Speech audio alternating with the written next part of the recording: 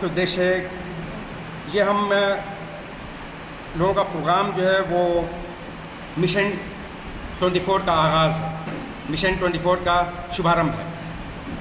2024 में लोकसभा चुनाव जो होगा, जो विधानसभा चुनाव होने वाले हैं, उसी की कड़ी का एक हिस्सा है।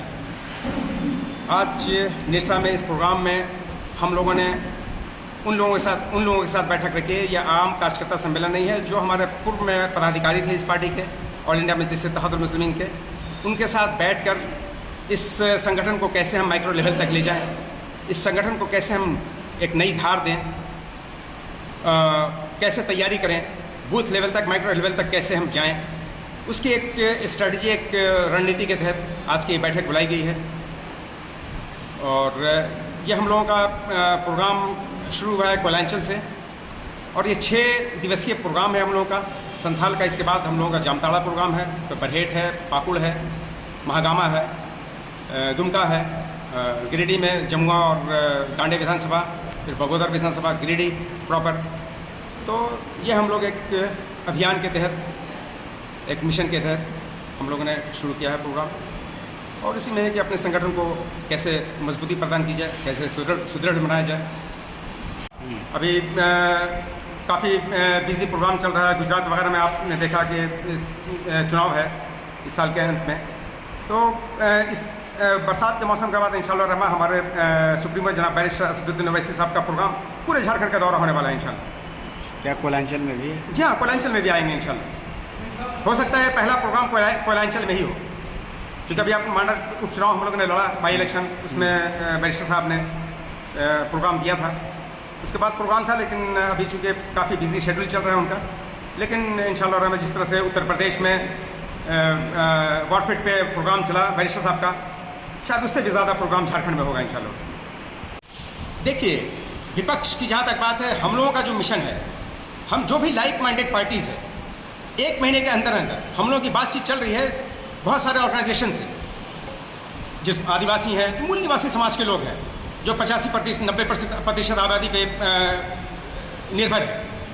तो हम लोगों के 4-5 संगठन से तकरीबन बातचीत चल रही है, और वो फाइनल स्टेज में 24 तारीख को एक अधिवेशन भी है, न्यूज़ आपको मिलेगी इंशाल्लाह। अभी मैं डिस्क्लोज नहीं करना चाहता, तो लेकिन इंशाल्लाह आने वाले चंद महीनों में एक ग्रैंड अलायंस बनेगा इंशाल्लाह। और ये जो अपने आप को समझते हैं कि हम संथाल हमारे बाप की जागीर है, संथाल पे हमारा कब्जा है, संथाल की 30 सीट हमारे अपने बलबूते पे है, मैं उनको बता दूं हेमंत सोरेन साहब को कि संथाल या जहां भी आपने 30 सीट जीती, एक भी सीट ऐसी नहीं जिसमें मुसलमानों ने वाइटल रोल प्ले नहीं किया।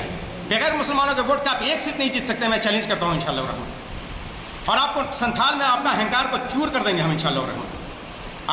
आप देख रहे हैं कि नीतीश कुमार जी ने कहा कि थर्ड फ्रंट नहीं बन रहा है, मेन फ्रंट बन रहा है, लेकिन मेन फ्रंट पे कहीं भी मुसलमान नहीं है, हमारा कोई ऑर्गेनाइजेशन नहीं है, AIMM कहीं शामिल नहीं है, मुस्लिम लीग कहीं शामिल नहीं है, बदरुद्दीन अजमल साहब की AIUDF ये कहीं शामिल नहीं है।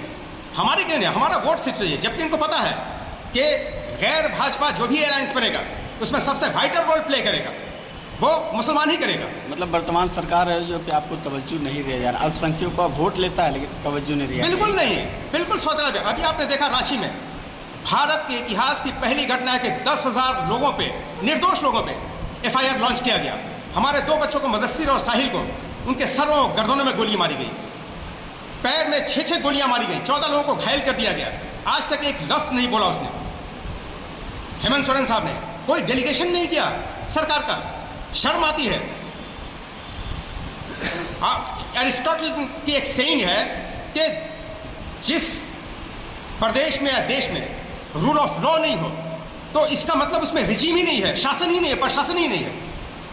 हाईकोर्ट ने रिमार्क्स दिया, आपने सुना होगा कि ये प्रदेश भगवान भरोसे चल रहा है, कोई नहीं, लूट खसोट, सिर्फ तस्करी, बालू की तस्करी, पत्थर की तस्करी, लोहे की तस्करी, कोयले की तस्करी, लूट में इनके पास कोई विजन नहीं है, लूट के अलावा कुछ भी नहीं है, ये भ्रष्टाचार में आकर डूबे हुए हैं।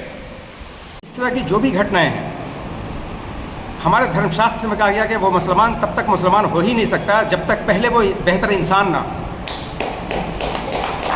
जो भी घटनाएं इस तरह की हैं वो निंदनीय हैं, कड़े शब्दों में उसकी भर्त्सना करता हूं, मैं कंडेम करता हूं, क्रिटिसाइज करता हूं। इसकी मजम्मत करता हूँ सख्त अल्फाज में। ये इंसानी कृत्य हो ही नहीं सकता। कोई नॉर्मल इंसान इस तरह की घटना को अंजाम दे ही नहीं सकता।